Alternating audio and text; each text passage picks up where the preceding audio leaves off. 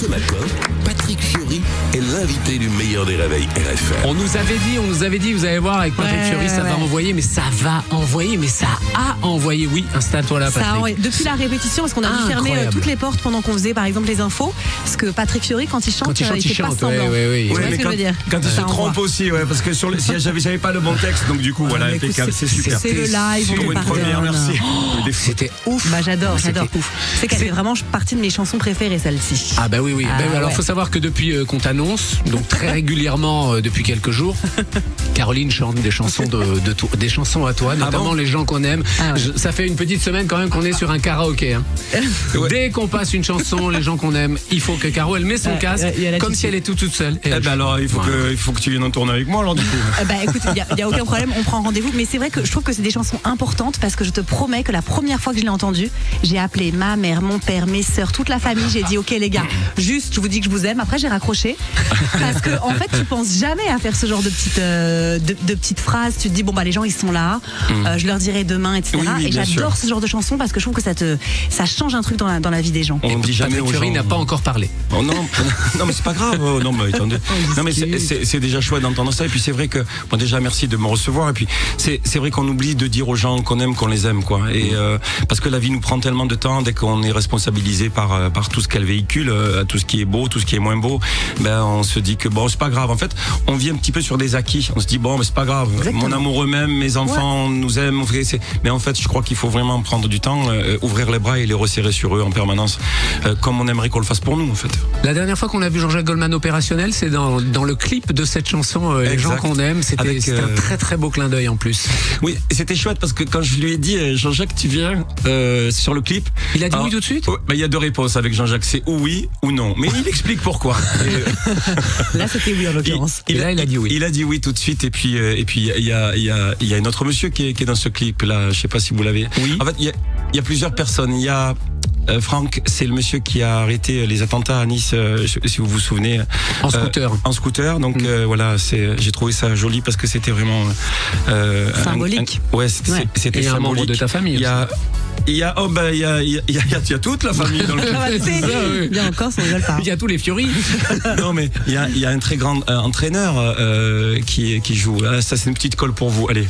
Oula, alors foot ou rugby? Foot. Moi tu m'oublies direct. Foot, un très grand entraîneur, mais pourtant on l'a vu. Mais oui, mais je l'ai vu 100 000 fois le clip. Mais moi j'ai été attiré par le fait que Jean-Jacques Goldman qu'on voit jamais et il était dans ton clip, ça dure 2 secondes. Moi j'ai bloqué là-dessus. Oui, alors l'entraîneur, il m'a dit oui tout de suite. Alors l'entraîneur, vous savez quoi, ça va être un jeu pendant toute l'émission. Didier Deschamps, moi c'est le seul que je connais. Il y a Didier Deschamps dans ton clip? Non, mais ça va être alors voilà c'est un jeu pour toute l'émission. Devinez qui est ce très très très grand entraîneur de foot mondial. Français. Il vit pas loin de la France. Voilà. D'accord. Mais tu nous poses une colle, on va regarder. Voilà. C'est un jeu. On va faire ça d'ici la fin de l'émission. Mais Jean-Jacques Goldman, on en parlait il y a un instant. Comment il va, Jean-Jacques? Parce que tu es peut-être le seul à avoir des nouvelles de lui encore. Non, je suis pas tout seul. En tout cas, il y a sa famille, il y a ses amis. Écoutez, après je sais que il va sortir. Patrick Fiori donne des nouvelles de Jean-Jacques Goldman en alerte Google. Et donc du coup, écoutez, il va bien. C'est quoi la vie de Patrick Fiori quand il compose pas, par exemple, quand je sais pas, tu pourrais être sur un projet Corsu Mezzu 2, mais manifestement c'est un nouvel album qui va sortir, donc. Manifestement, je devrais parler que de mon album là. Mais c'est ce qu'on va faire. Qui va sortir. Non, mais après, je peux aussi dire que je vais préparer le Corsu Mezzu 3 et qu'on va ouvrir le stade Vélodrome. Non, mais c'est la vérité. Oui, carrément. Après la Défense Arena où il y a 20 000 personnes qui sont venues voir ce spectacle-là. Pour les gens qui savent pas, c'est une alliance, un mélange de voix entre le continent et la Corse, essentiellement sur des chansons corses où les artistes du continent viennent se prêter au jeu et chantent en Corse. Donc ça a vendu presque 400 000 sur le premier. Là, on est presque à 200 000. En fait, c'est pas mes chansons, c'est les chansons d'un collier de diamants d'artistes insulaires qui avaient ces chansons-là. Et moi, je suis allé les chercher parce que j'ai été un peu missionné par ma mère, étant d'origine corse. Donc voilà. Et tout ça, ça s'est retrouvé dans un spectacle à la Défense Arena.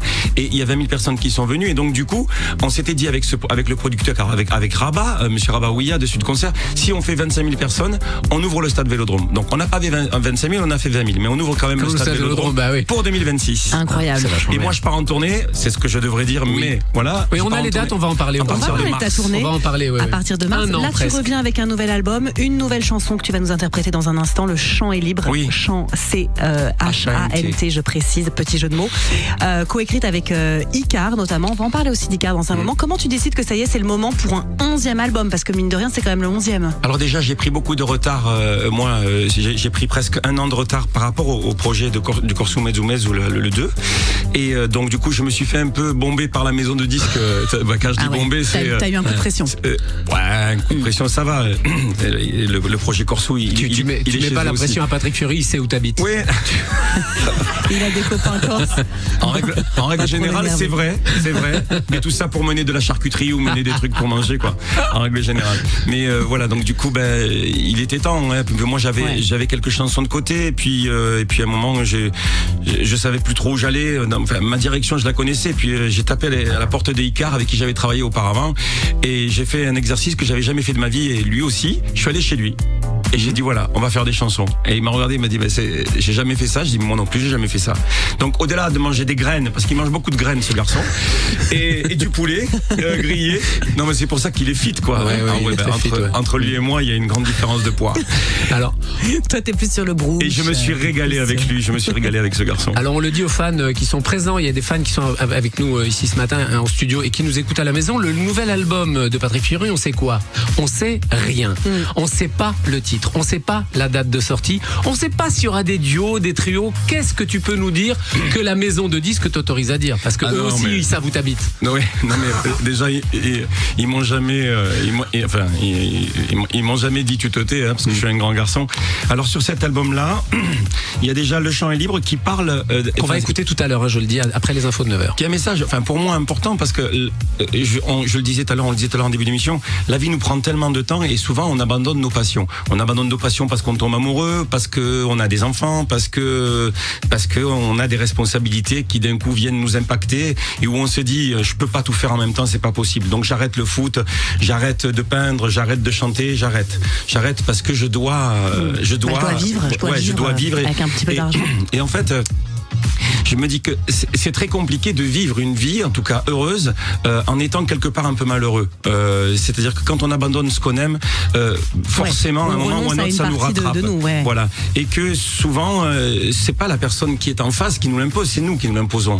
Et je me dis que on peut pas arrêter de chanter, on peut pas arrêter de peindre, on peut pas arrêter de faire de la poterie, on peut pas arrêter ça parce que ça va pas nous rendre heureux finalement. Et en fait, le message, alors à mon humble niveau, c'est si vous avez une passion, si vous avez quelque chose qui vous anime profondément, vraiment au fond de vous, ne la lâchez pas quoi, parce que ça va être une source de dispute ou ça va être une source de tension.